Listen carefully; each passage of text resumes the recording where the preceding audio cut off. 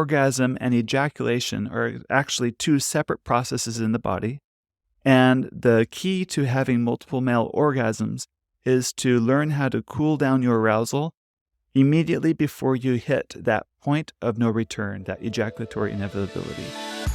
You're listening to Get Your Marriage On, the fun and spicy podcast bringing you new tools and fresh ideas so that you can be the sexiest couple you know. Hello and welcome everybody to the Get Your Marriage On podcast. It's almost Christmas time and our family, at least, is so excited and looking forward to this Christmas season. We love the music, the lights, the food, especially the food, and we're just really looking forward to this wonderful time together. I still have young children at home. Christmas is still very magical for us, and we're just looking forward to this wonderful time of the year. And I hope it's wonderful for you too. Now, around this time of year, I like to think about the upcoming year. It's kind of cliche, but I'm all for setting goals for the next year. And really, this is a great time for me, at least, to pause and think about where I want to be in life and in my relationships especially. If making 2023 your sexiest year yet for your marriage, I invite you to come work with me. I'll be happy to work with you privately and also in group settings through my Next Level program, which I announced in last week's podcast episode. This program allows you to work with other couples and myself and other marriage coaches to really take your marriage to literally the next level, wherever you are in your journey. It helps you actually put into practice the things we talk about on this podcast, as well as the things you learn from the Intimately Us app and everything else and all the other resources that we provide.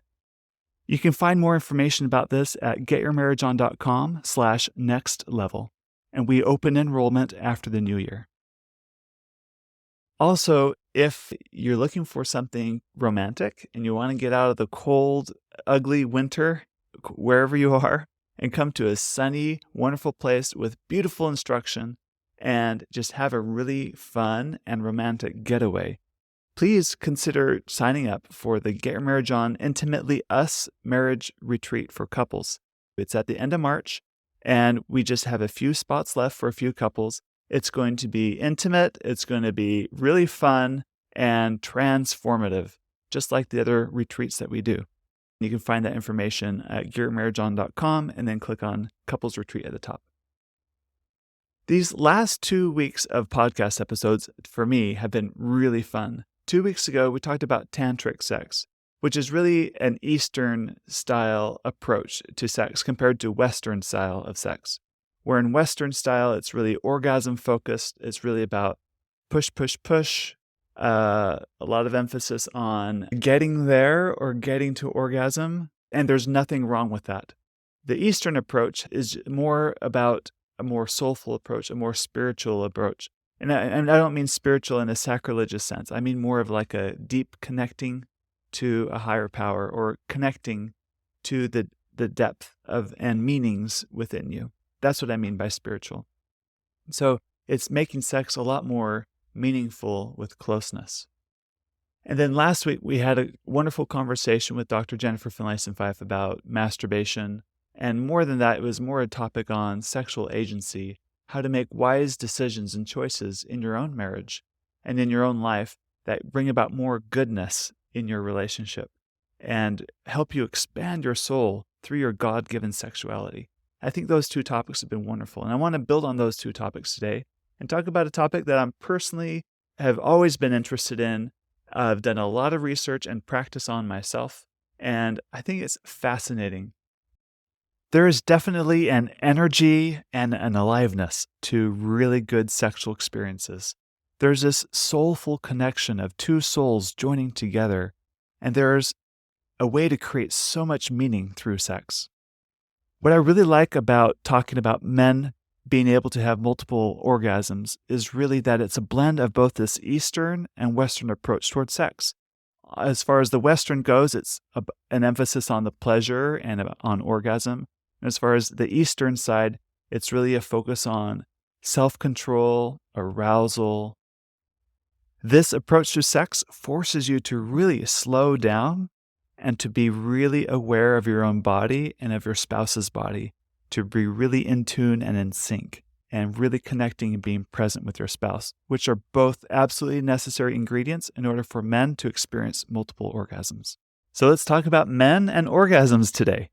Men are actually really good at having orgasms. According to a large 2018 study, it showed that heterosexual men experience an orgasm more than 95% of the time they have sex. Those are pretty good odds. And it's great and even more favorable compared to how often women experience an orgasm, which is 65% of the time.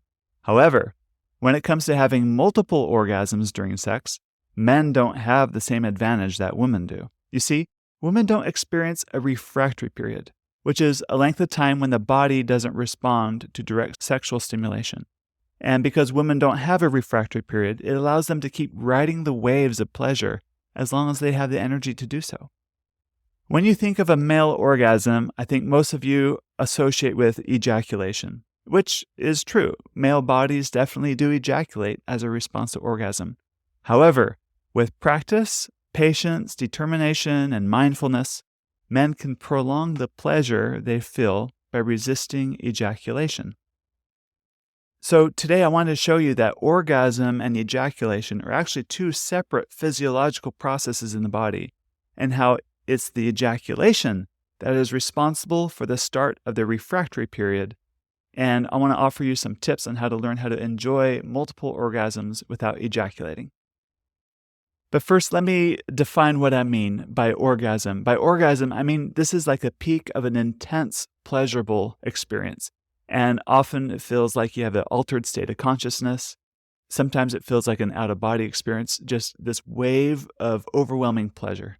That's what I mean by orgasm. And ejaculation is when the man's body expels semen. With little exception, after a man ejaculates, his body relaxes and returns to the pre-aroused state. He's unable to gain an erection or have an orgasm during this time. This return to rest is called the refractory period. Depending on a man's age and health, a refractory period can be short as 15 minutes, or it could take a whole day or longer. Maybe some of you men have ever experienced a time where you had sex and you ejaculated, but it didn't really necessarily feel good. There was no orgasm associated with it. Or maybe once in a while you've had an experience where you had an orgasm, felt great, but you really didn't expel much semen at all, like nothing really came out. So there are actually two separate processes, even though those two usually go together.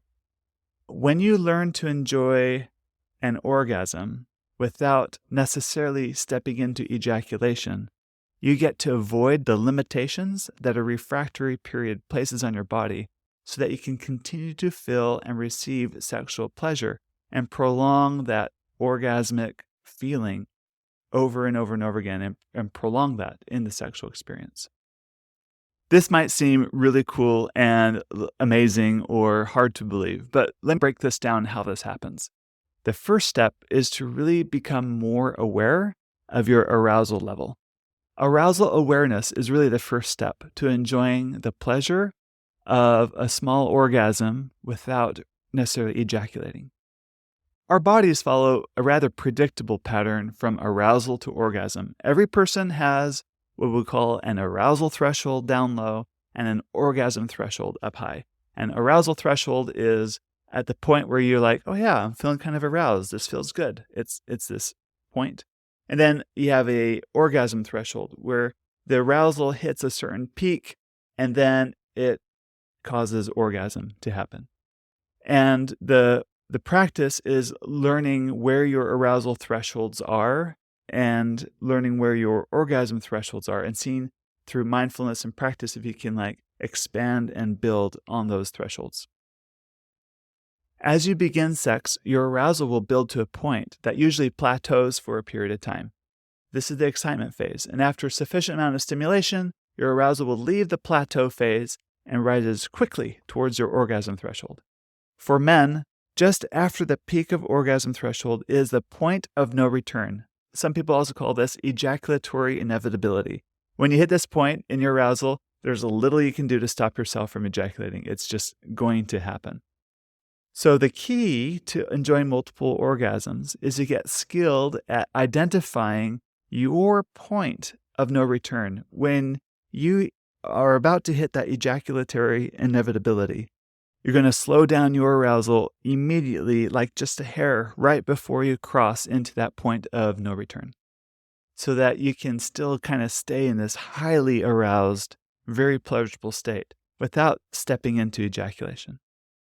So one way to do this is to assign like a number, like a scale to your arousal. For example, you can determine, let's say I start to get aroused at around a 1, 2, or a 3. That's when my penis starts to get hard. I have an erection. And then with some stimulation, you probably at about a 7 is when you hit plateau. This is when it feels good, but you don't feel a lot of, increased arousal for a period of time.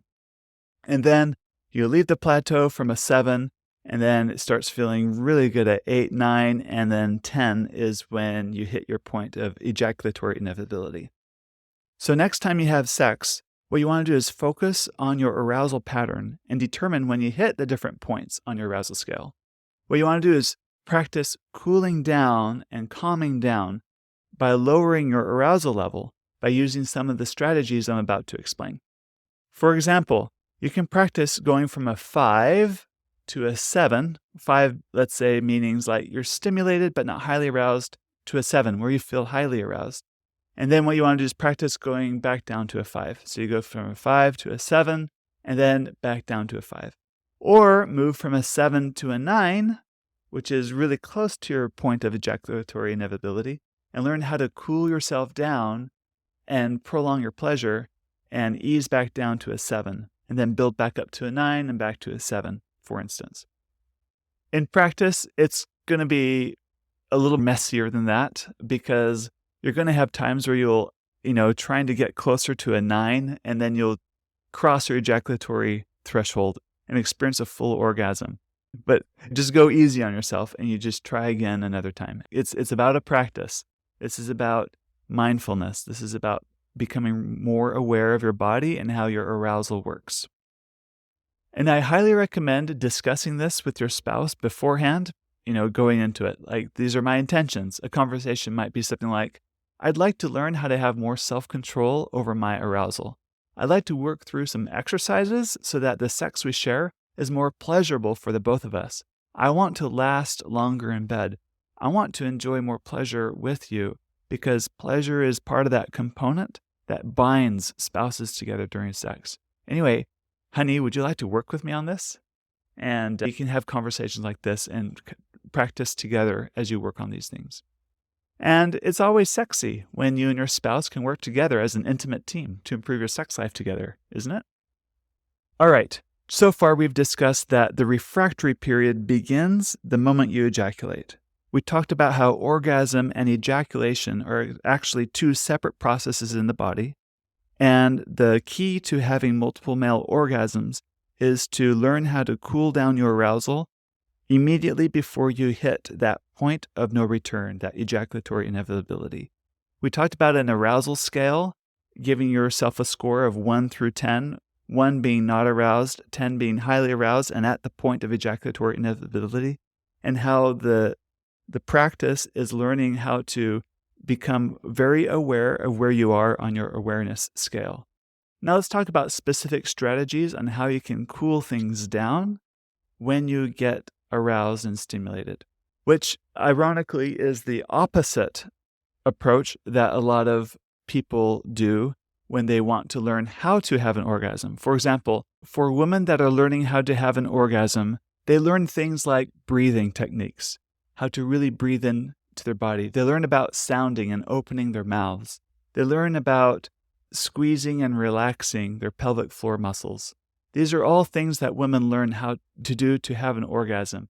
And it's the exact same items that men do, but we use these things in reverse. For example, instead of, increasing your breathing as you get closer to that point of ejaculatory inevitability, you're going to consciously slow down your breathing. Instead of closing your eyes, you're going to open your eyes. Instead of thrusting, you're going to move your body and your hips in a different position where it allows you to really relax your pelvic floor.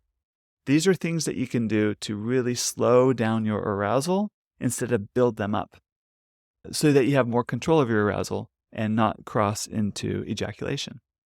I'm going to give you 3 other extra techniques besides breathing, which I believe is really important, and eye contact and hip movement. All those things are really important, but here's 3 additional ones. The first trick I'm going to teach you today is called please, squeeze, and ease. And this works by taking advantage of your body's natural physiological response.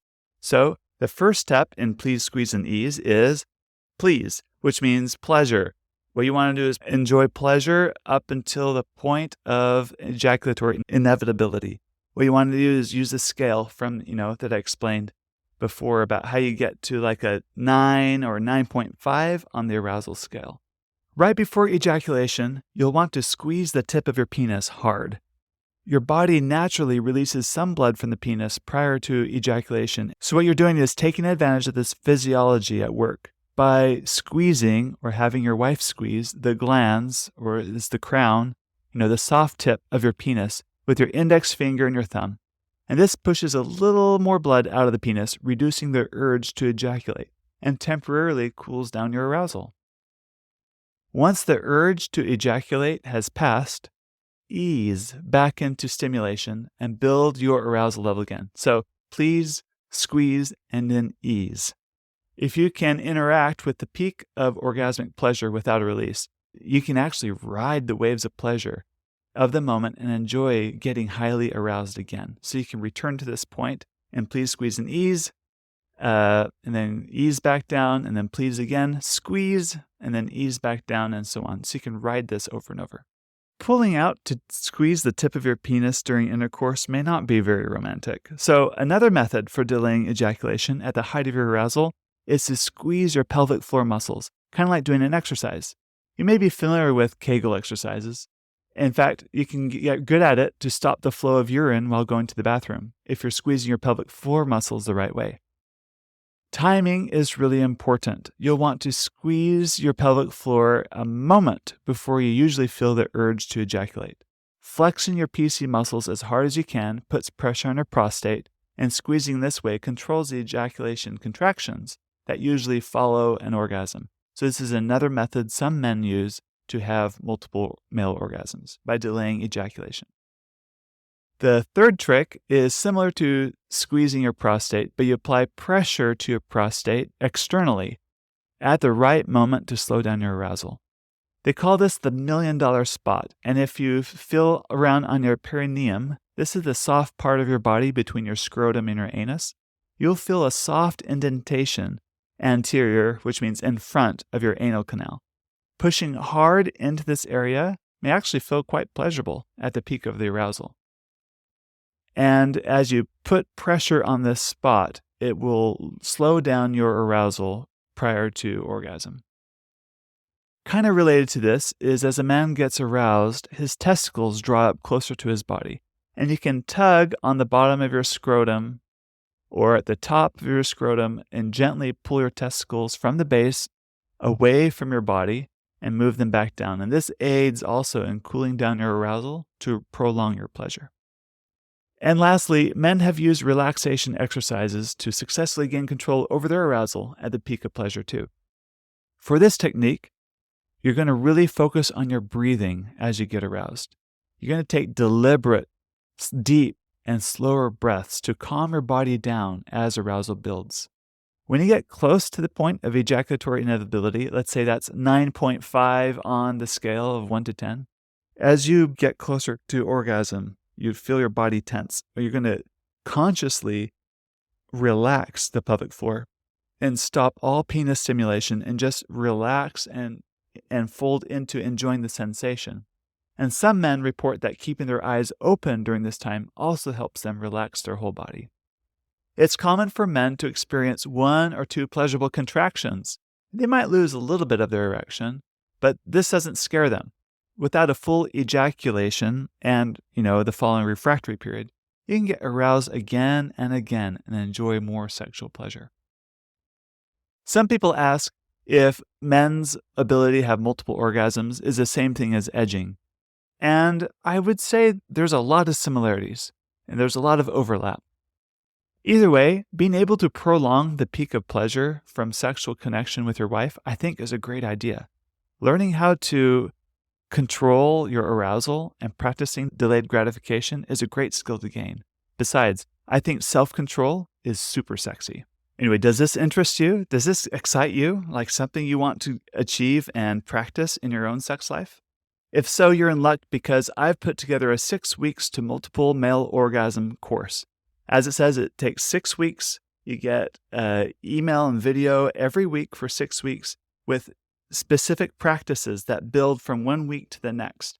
And those that have taken our course have reported great things. They've said they've been able to have a lot more control over their arousal.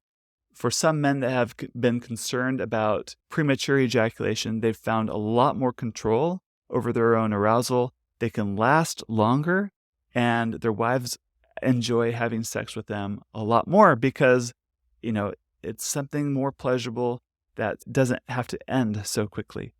On the other hand, it feels great. It feels really good when you have more self-control over your arousal and you can really enjoy everything that sex has to offer in your marriage. So check that out. A link to that's also in the show notes.